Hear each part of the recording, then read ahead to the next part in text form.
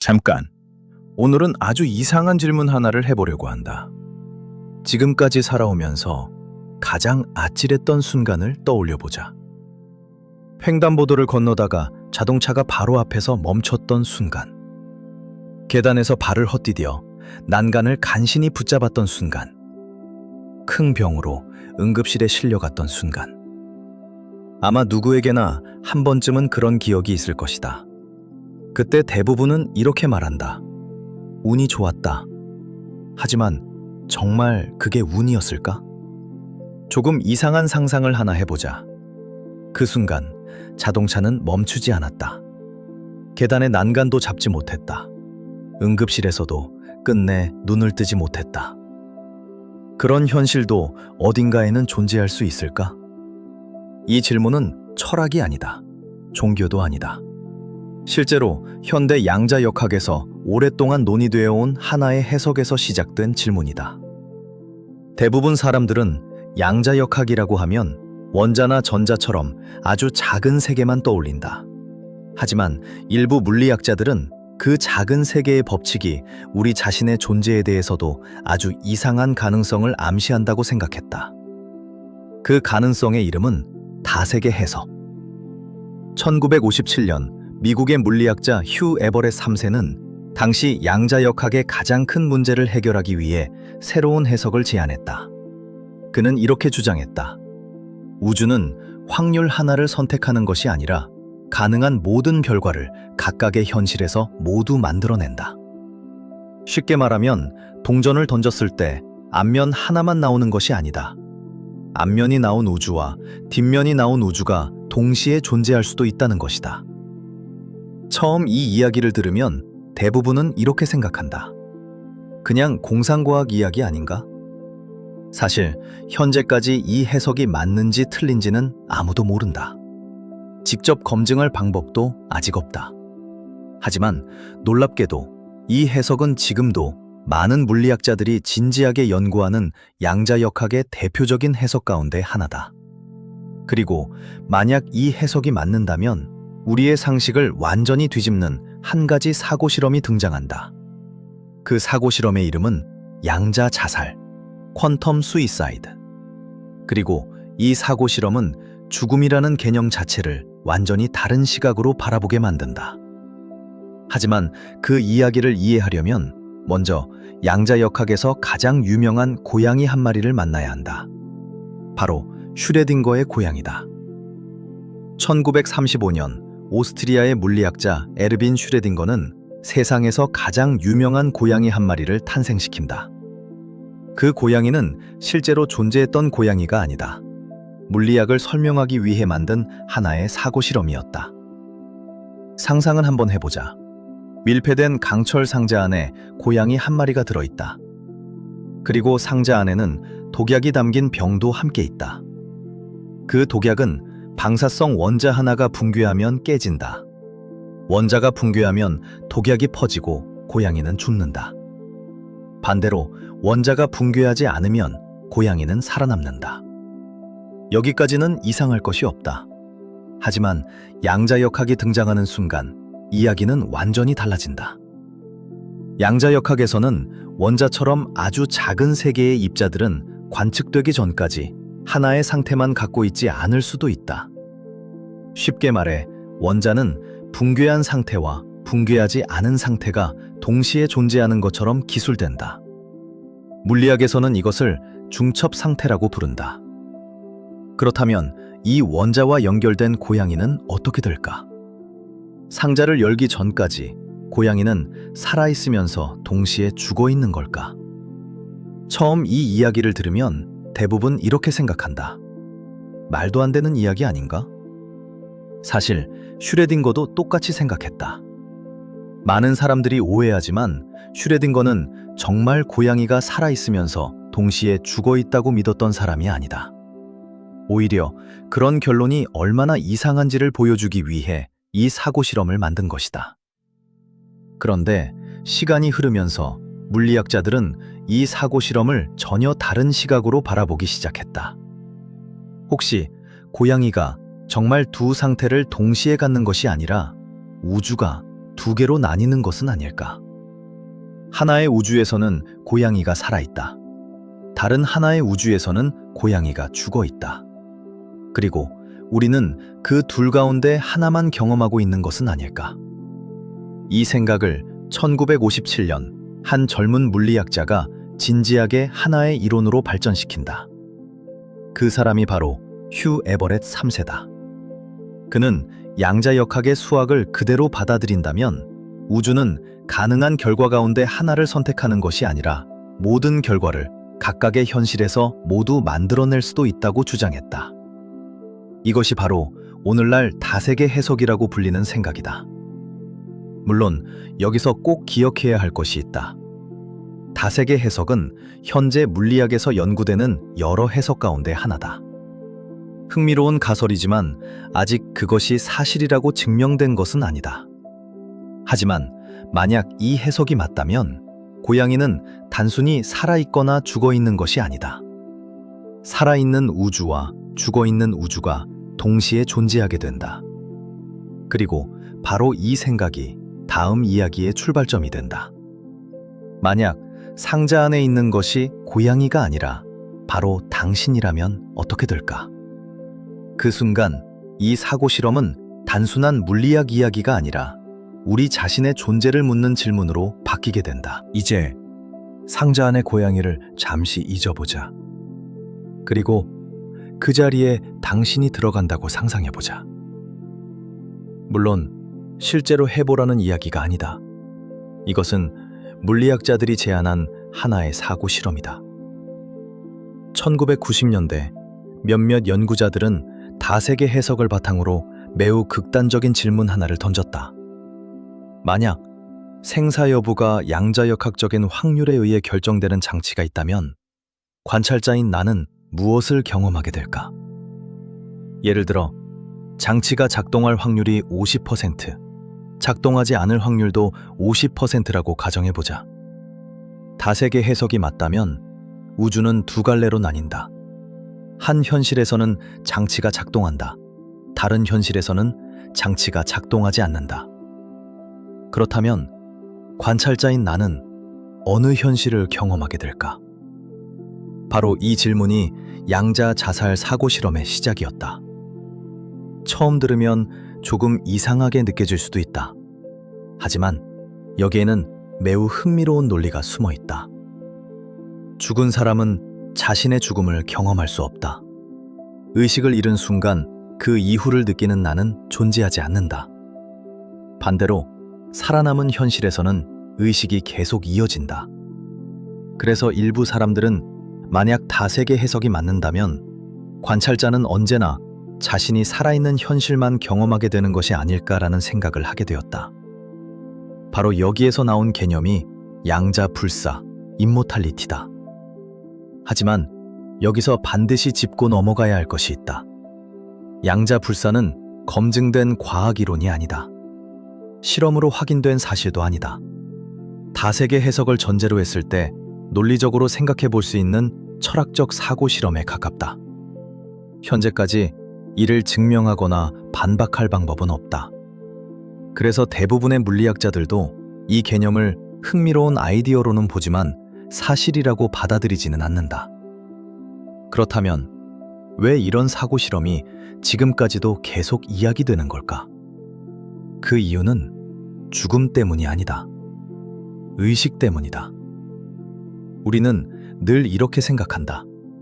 나라는 존재는 하나뿐이라고. 하지만 다세계 해석이 맞다면 수많은 가능성 속에서 수많은 나가 존재할 수도 있다. 그렇다면 지금 이 순간 생각하고 있는 나는 도대체 누구일까? 그리고 왜 나는 바로 이 현실을 경험하고 있는 걸까? 이 질문에는 아직 아무도 답하지 못했다. 하지만 바로 그 질문이 양자역학을 단순한 물리학이 아니라 인간 존재 자체에 대한 이야기로 바꾸기 시작했다. 그리고 여기서부터 논의는 더욱 놀라운 방향으로 흘러간다. 만약 우주가 정말 수없이 많은 현실로 나뉜다면 지금 이 순간에도 어딘가에는 전혀 다른 선택을 한 또 다른 당신이 존재할 가능성은 정말 없는 것일까? 잠시 이런 상상을 해보자. 오늘 아침 알람이 울렸을 때 당신은 바로 일어났다. 하지만 5분만 더 자고 싶다는 생각도 했을 것이다. 결국 당신은 일어나는 선택을 했다. 그렇다면 잠을 더 잔 당신은 어디에도 존재하지 않는 걸까? 우리는 늘 인생은 선택의 연속이라고 말한다. 오른쪽으로 갈까? 왼쪽으로 갈까? 전화를 받을까? 그냥 지나칠까? 그 사람에게 고백할까? 아무 말도 하지 않을까? 우리는 수없이 많은 가능성 가운데 단 하나의 선택만 하며 살아간다. 하지만 다색의 해석은 전혀 다른 가능성을 제시한다. 만약 이 해석이 맞다면 우주는 하나의 선택만 남기는 것이 아니다. 가능했던 모든 선택이 각각 다른 현실에서 이어질 수도 있다는 것이다. 물론 이것은 아직 증명된 사실이 아니다. 직접 확인할 방법도 없다. 하지만 양자역학의 수학을 있는 그대로 해석하면 이런 가능성을 완전히 배제할 수도 없다는 것이 다색의 해석의 핵심이다. 쉽게 비유해보자. 굵은 나무 한 그루가 있다. 처음에는 줄기가 하나뿐이다. 하지만 위로 올라갈수록 수많은 가지로 갈라진다. 각 가지는 서로 다른 방향으로 뻗어나간다. 다시 만나지 않는다. 다색의 해석에서 우주도 이와 비슷하다고 생각한다. 하나였던 현실이 수없이 많은 가능성으로 갈라진다는 것이다. 그렇다면 어딘가에는 다른 직업을 선택한 당신도 있을 수 있다. 다른 도시에서 살아가는 당신도, 다른 사람과 결혼한 당신도, 어쩌면 이 영상을 보고 있지 않은 당신도 있을지 모른다. 하지만 여기서 많은 사람들이 오해하는 것이 있다. 다색의 해석은 우리가 마음대로 다른 우주를 오갈 수 있다고 말하지 않는다. 다른 현실에 나와 대화할 수 있다고도 말하지 않는다. 현재까지 그런 현상을 보여주는 과학적 증거는 없다. 각 현실은 한 번 갈라진 이후에는 서로 영향을 주고받지 않는다고 해석하는 것이 일반적이다. 그래서 또 다른 당신이 존재한다고 하더라도 당신은 그 존재를 영원히 확인할 수 없다. 이 부분이 다색의 해석이 흥미로운 이유이면서 동시에 가장 논쟁적인 이유다. 증명할 수도 없고 반박할 수도 없기 때문이다. 그럼에도 불구하고 수십 년이 지난 지금까지 물리학자들이 이 해석을 완전히 버리지 않는 이유가 있다. 놀랍게도 현재까지 이루어진 수많은 양자역학 실험들은 양자역학의 계산이 놀라울 정도로 정확하다는 사실을 보여주었다. 문제는 그 계산이 왜 그런 결과를 만드는지 아직 누구도 확실히 설명하지 못한다는 것이다. 다색의 해석은 그 설명 가운데 하나일 뿐이다. 정답은 아니다. 하지만 가볍게 무시하기도 어려운 매우 흥미로운 가능성이다. 그리고 바로 여기에서 더 이상한 질문 하나가 등장한다. 만약 우주 어딘가에 또 다른 당신이 존재할 가능성이 있다면 지금 당신이 느끼고 있는 나라는 의식은 왜 하필 이 현실에서만 이어지고 있는 걸까? 어쩌면 양자역학에서 가장 어려운 문제는 평행우주가 아니라 의식인지도 모른다. 그리고 바로 그 질문은 과학이 아직도 답하지 못한 가장 깊은 미스터리 가운데 하나다. 지금까지 우리는 하나의 가능성을 따라왔다. 만약 다색의 해석이 맞다면 우주는 가능한 모든 결과를 각각의 현실에서 모두 만들어낼 수도 있다. 그렇다면 이상한 질문 하나가 생긴다. 왜 나는 수많은 현실 가운데 바로 이 현실만 경험하고 있는 걸까? 잠시 영화를 본다고 상상해보자. 영화관에는 수백 명의 관객이 있다. 모두 같은 영화를 본다. 하지만 자신의 눈으로만 영화를 경험한다. 옆 사람의 시야로는 세상을 볼 수 없다. 의식도. 어쩌면 비슷한 것일지 모른다. 다색의 해석에서는 수많은 현실이 존재할 수도 있다. 하지만 의식은 그 가운데 단 하나의 현실만 경험하는 것처럼 보인다. 바로 여기서 물리학자들은 또 하나의 사고 실험을 떠올렸다. 만약 어떤 현실에서는 당신이 살아있다. 다른 현실에서는 당신이 죽었다. 그렇다면 당신의 의식은 어느 현실을 경험하게 될까? 죽은 현실에서는 더 이상 경험이 이어질 수 없다. 반대로 살아있는 현실에서는 의식이 계속 이어진다. 그래서 일부 연구자들은 다세계 해석이 맞는다면 관찰자는 언제나 자신이 살아있는 현실만 경험하게 되는 것이 아닐까라는 질문을 던졌다. 이 생각이 바로 양자불사라는 사고 실험으로 이어진다. 하지만 여기서 반드시 기억해야 할 것이 있다. 양자불사는 실험으로 확인된 현상이 아니다. 현재까지 이를 증명한 연구도 없다. 오히려 많은 물리학자들은 이 개념을 하나의 철학적 사고 실험으로 받아들인다. 그럼에도 왜 이 사고 실험은 수십 년 동안 계속 이야기되는 걸까? 그 이유는 죽음 때문이 아니다. 의식 때문이다. 우리는 태어나서 지금까지 단 한 번도 의식이 완전히 사라진 상태를 경험한 적이 없다. 잠을 잘 때도, 마취를 할 때도, 눈을 뜨면 시간이 건너뛴 것처럼 느껴질 뿐이다. 의식이 없는 상태를 의식으로 경험할 수는 없다. 바로 이 점이 양자불사 사고 실험을 더욱 흥미롭게 만든다. 하지만 동시에 가장 큰 한계이기도 하다. 왜냐하면 관찰자가 존재하지 않는 상태는 애초에 관찰할 수 없기 때문이다. 즉, 이 사고 실험은 맞다는 것도 틀렸다는 것도 현재 과학으로는 확인할 방법이 없다. 그래서 양자불사는 과학과 철학의 경계에 서 있는 아이디어로 남아있다.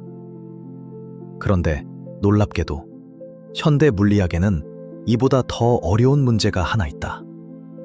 그것은 의식이란 무엇인가? 라는 질문이다. 우리는 뇌를 연구하고 신경세포를 연구하고 인공지능까지 만들고 있다. 하지만 왜 내가 바로 나인지는 아직 아무도 설명하지 못한다. 어쩌면 다세계 해석보다 더 어려운 문제는 평행 우주가 아니라 의식 그 자체인지도 모른다. 그리고 바로 그 질문은 오늘날 과학이 풀지 못한 가장 깊은 미스터리 가운데 하나로 남아있다. 지금까지의 이야기를 들었다면 아마 이런 생각이 들었을 것이다. 그럼 결국 양자불사는 진짜인 걸까? 결론부터 말하면 아직 아무도 모른다. 이것이 현재 과학의 가장 솔직한 대답이다. 다세계 해석은 분명 실제 물리학에서 제안된 해석이다. 그리고 오늘날에도 많은 물리학자들이 연구하고 있다. 하지만 그것이 자연의 진짜 모습이라고 증명된 적은 단 한 번도 없다. 사실 양자역학에는 다세계 해석만 존재하는 것이 아니다. 관측하는 순간 파동 함수가 하나의 결과로 붕괴한다고 보는 코펜하겐 해석도 있다. 또 다른 물리학자들은 숨은 변수가 존재한다고 생각하기도 한다. 즉, 현재까지도 양자역학을 어떻게 이해해야 하는지는 완전히 합의되지 않았다. 놀랍게도 수학은 거의 완벽하다. 실험 결과도 믿을 수 없을 정도로 정확하다. 하지만 그 수학이 세상을 어떻게 설명하고 있는지는 아직도 논쟁이 계속되고 있다. 생각해보면 조금 이상하지 않은가? 인류는 원자를 쪼개고 블랙홀의 그림자를 촬영하고 중력파까지 발견했다. 그런데도 양자역학이 말하는 현실의 의미는 아직도 확실히 알지 못한다. 과학은 생각보다 훨씬 겸손한 학문이다. 모른다고 말할 줄 아는 학문이다. 그래서 좋은 과학자는 쉽게 단정하지 않는다. 이것이 진실이다 라고 말하기보다 현재까지 가장 잘 설명하는 모델이다 라고 말한다. 양자불사도 마찬가지다. 매우 흥미로운 사고 실험이다. 의식이라는 존재를 새로운 시각으로 바라보게 만든다. 하지만 그것을 사실이라고 믿는 순간 우리는 과학이 아니라 신념의 영역으로 들어가게 된다. 반대로 무조건 말도 안 되는 이야기라고 무시하는 것도 과학적인 태도는 아니다. 왜냐하면 과학은 가능성을 닫는 학문이 아니라 가능성을 검증하는 학문이기 때문이다. 지금 이 순간에도 전 세계 수많은 연구자들이 양자역학의 의미를 이해하기 위해 연구를 계속하고 있다. 그리고 어쩌면 100년 뒤의 사람들은 우리가 오늘 신기하게 생각했던 이야기들을 교과서에서 아주 당연한 사실처럼 배우게 될지도 모른다. 아니면 완전히 틀린 생각이었다고 배우게 될 수도 있다. 그것이 과학이다. 정답을 믿는 것이 아니라 증거를 따라가는 것. 그리고 바로 그 점이 과학을 가장 흥미로운 학문으로 만든다. 하지만 여기서 마지막 질문 하나가 남는다. 만약 다색의 해석이 맞든 아니든 한 가지 사실만큼은 변하지 않는다. 우리는 결코 자신의 죽음을 경험한 적이 없다. 그리고 앞으로도 그 순간을 직접 경험했다는 사실을 누구도 이야기할 수는 없다. 그렇다면 죽음이란 과연 무엇일까? 그리고 나라는 존재는 도대체 어디에서 시작되고 어디에서 끝나는 것일까? 이 질문은 물리학을 넘어 인간이라는 존재 자체를 향하게 만든다. 그리고 그것이 오늘 이야기의 마지막이다. 오늘 우리는 아주 이상한 질문 하나에서 출발했다. 당신은 정말 죽음을 경험할 수 있을까? 그리고 그 질문을 따라온 끝에 우리는 양자역학이라는 낯설고도 신비로운 세계를 만나게 되었다. 슈레딩거의 고양이, 중첩상태, 다색의 해석, 그리고 양자불사라는 사고시험까지.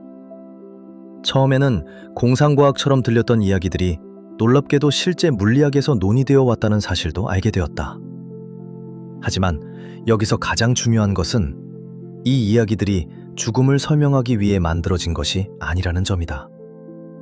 오히려 이 모든 것은 양자역학을 이해하려는 과정에서 자연스럽게 등장한 질문들이었다.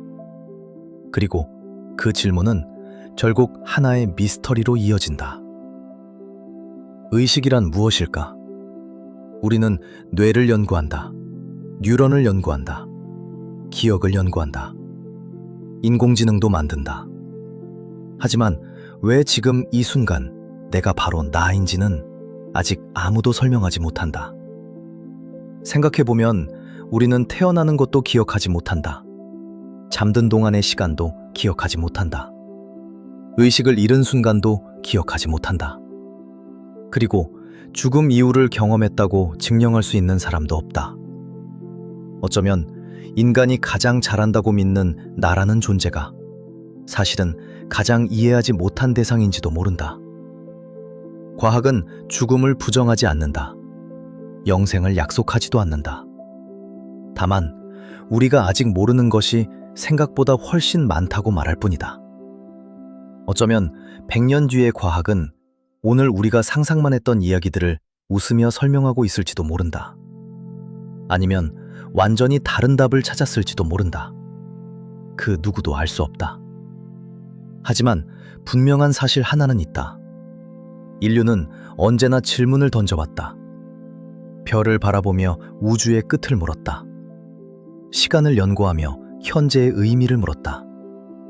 그리고 이제는 의식과 죽음까지 질문하기 시작했다.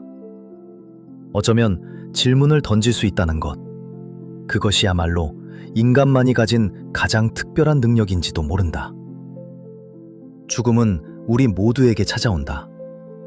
하지만 죽음이 정확히 무엇인지는 아직 아무도 모른다. 그래서 우리는 두려워한다. 동시에 이해하려고 노력한다. 그리고 바로 그 호기심이 인류를 여기까지 데려왔다. 오늘 밤 잠들기 전 잠시 이런 질문을 스스로에게 던져보자. 나는 왜 나일까? 의식은 어디에서 시작되는 걸까? 그리고 죽음은 정말 끝일까? 아직 그 누구도 답하지 못한 질문이다. 하지만 어쩌면 그 답을 찾기 위한 여정이 과학이 존재하는 이유인지도 모른다. 지금 이 순간에도 전 세계 수많은 연구자들은 그 질문의 답을 찾아가고 있다. 언젠가 우리는 답을 알게 될지도 모른다. 아니면 새로운 질문을 하나 더 얻게 될지도 모른다. 과학은 언제나 그런 방식으로 발전해왔다.